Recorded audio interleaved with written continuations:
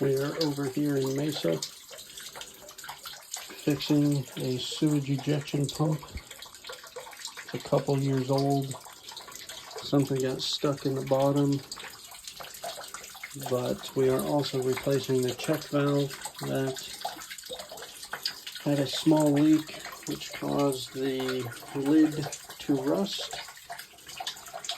So we're going to put a new lid on, new check valve, new ball valve.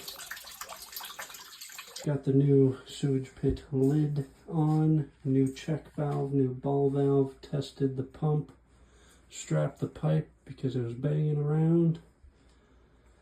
We are all good to go.